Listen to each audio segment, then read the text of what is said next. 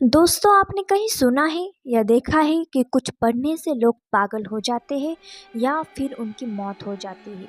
नहीं ना।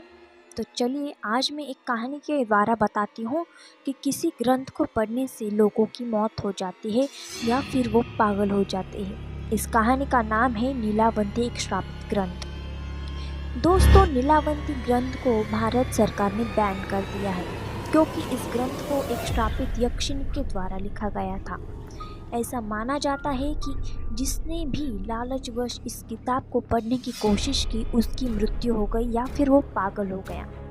जब बहुत सारे मामले सामने आने लगे तो भारत सरकार ने ग्रंथ को पढ़ने पर पूरी तरह से बैन लगा दिया। तो आइए इस कहानी की पूरी कहानी हम जानते हैं। दोस्तों, ये बहुत समय पहले की बात है।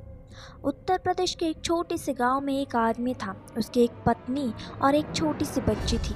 जब वो बच्ची 5 साल की हुई तो उसकी माँ की मृत्यु हो गई। इस बच्ची का नाम नीलावंती था। नीलावंती की माँ की मृत्यु के पश्चात नीलावंती के पिता ने उस गांव को छोड़ दिया और नीलावंती को लेकर दूसरे गांव में चले गए। दोस्तों, नीलावंती के पिताजी को आयुर्वेद का अच्छा खासा ज्ञान था। नीलावंती भी अपने पिता से आयुर्वेद का ज्ञान लेती थी। नीलावंती के अंदर एक खासियत थी कि वो पेड़ पौधों, जानवरों, पशु पक्षियों सबकी भाषा समझती थी। यही नहीं, नीलावंती के सपनों में शैतान भी आते थे और नीलावंती को जमीन के नीचे गड़े हुए धन दौलत के बारे में जानकारी देते थे।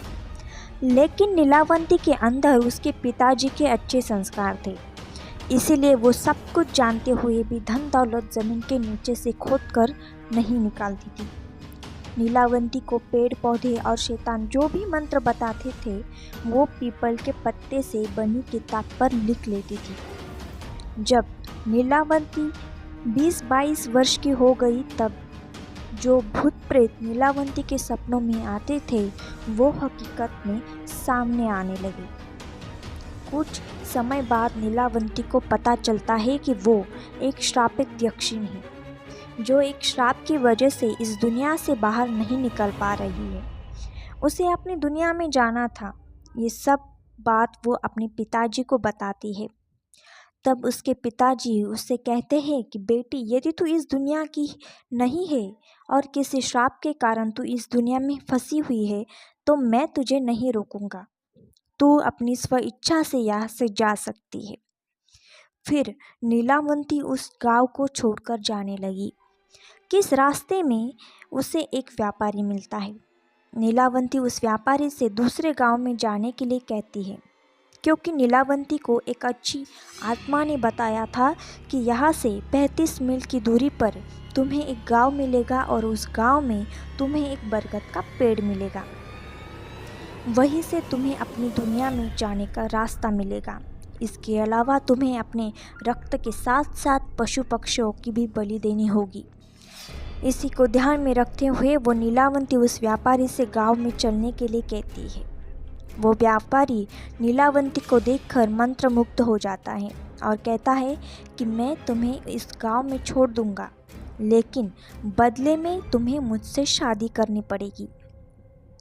नीलावंती ने व्यापारी के सामने मुस्कुराते हुए कहा, ठीक है, मुझे मंजूर है, लेकिन मेरी एक शर्त है कि रात के समय में तुम्हारे साथ नहीं रहूँगी। मैं कहाँ जाती हूँ, क्या करती हूँ, इसके बारे में तुम मुझसे कुछ नहीं पूछोगी। व्यापारी ने कहा, ठीक है, मुझे मंजूर है। उसके बाद वो व्यापारी नीलावंती को अपने बैलगाड़ी में बिठाकर उस गांव में ले गया। फिर शर्त के अनुसार नीलावंती ने उस व्यापारी से विवाह कर लिया।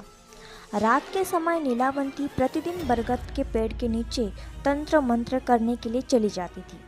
वहाँ पर वो अपना रक्त और पशु पक्षियों की बलि चढ़ाती थी।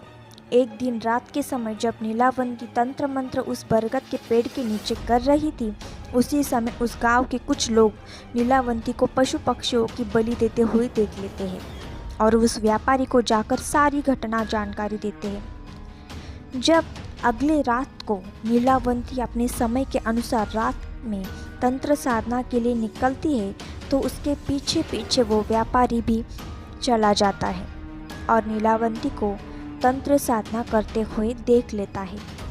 अगले दिन नीलावंती के सपने में शैतान आता है और उससे बताता है कि नीलावंती, कल जब तुम तंत्र साधना के लिए बरगद के पेड़ के नीचे जाओगी, उसी समय बरगद के पेड़ के बगल में जो नदी बहती है, उस नदी में तुम्हें एक लाश बहती हुई दिखाई देगी। उस लाश के गले में एक ताबीज़ होगा, तुम्हें उसे खोल लेना है। गले से ताबीज़ को निकालने के बाद उसी नदी में तुम्हें एक नाव पर सवार आदमी मिलेगा। तुम्हें इस ताबीज़ को उस आदमी को दे देना है और वो तुम्हें दूसरी दुनिया के दरवाजे तक पहुंचाने में तुम्हारी मदद करेगा। उस शैतान ने नीलावंती से ये भी कहा कि तुम्हें अपनी दुनिया में वापस लौटने का सिर्फ यही एक चांस मिलेगा, दोबारा चांस तुम्हें नहीं मिल सकता। अगले दिन नीलावंती बहुत खुश हुई और रात के समय बरगद के पेड़ के नीचे चली गई। वो तंत्र साधना करके अपने रक्त की तथा पशु पक्षियों की बलि दे रही थी कि उसे नदी के किनारे एक लाश बहती हुई दिखाई देती है। नीलावंती उस लाश के पास जाती है और उसके गले में बंधे हुए ताबीज़ को निकालने की कोशिश करती है। उसी समय वहाँ पर वो व्यापारी भी आ गया जो अपने असली शैतानी रूप में आ गया था। वो ताबीज़ की पहली गांठ खोल पाई थी, दूसरा खोलने ही वाली थी कि गांव वाले वहां आ गए और नीलावंती को नरभक्षी समझकर कहने लगे कि ये दोनों शैतान हैं, ये दोनों सभी गांव वालों को मार डालेंगे, इन दोनों को मार डालो। सभी गांव वालों ने अपने अपने हथियार लेकर दोनों को दौड़ा दिया। नीलावंती तो बच गई, लेकिन गांव वालों ने उस राक्षस को मार गिराया। राक्षस होने की वजह से वो दोबारा जीवित हो उड़ा और नीलावंती के पास आकर बोला कि तुम मुझे एक किताब दे दो जिसमें तुमने मंत्रों का लिखा है और मुझे कुछ नहीं चाहिए। तब नीलावंती ने सोचा कि यदि ये किताब इस शैतान को मिल गया तो ये दुनिया के लिए अनर्थ साबित हो सकता है। नीलावंती ने उस किताब को श्रापित करते हुए ये कहा कि जिसने लालच में आकर इस किताब को पूरा पढ़ लिया उसकी तुरंत मृत्यु हो जाएगी और जिसने इस किताब को आधा पढ़कर बीच में ही छोड़ दिया वो पागल हो जाएगा। ये कहकर नीलावंती उस किताब को लेकर भाग गई। उसके बाद नीलावंती का आज तक पता नहीं चला कि वो वहाँ कहाँ गई। कुछ समय पश्चात वो किताब एक साधु को मिलती है।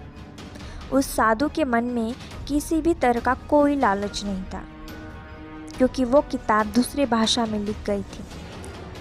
उस साधु ने उसे सर सलामत रूप में अनुवाद करके लिखा ताकि सबको समझ में आ जाए।